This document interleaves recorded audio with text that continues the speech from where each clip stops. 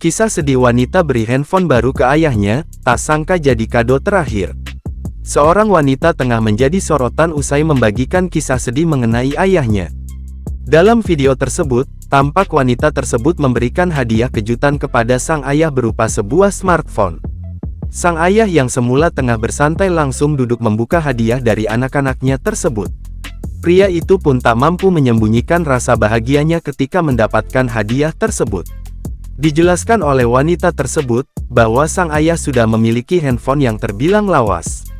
Hal tersebut karena ayahnya lebih mementingkan kebutuhan orang lain dibandingkan keperluan pribadinya. Dari situlah kemudian ia bersama adik-adiknya memutuskan untuk patungan membelikan kado tersebut. Namun sayang, kebahagiaan tersebut tak berlangsung lama.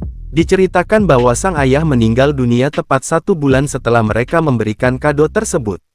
Walaupun sedih, wanita tersebut mengaku bersyukur karena masih bisa membahagiakan sang ayah di saat-saat terakhirnya.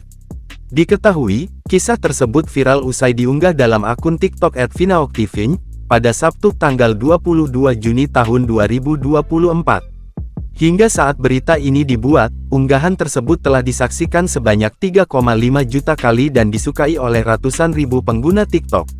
Warganet yang menyaksikan video tersebut pun merasa terharu dan ramai memberikan doa kepada ayah wanita tersebut.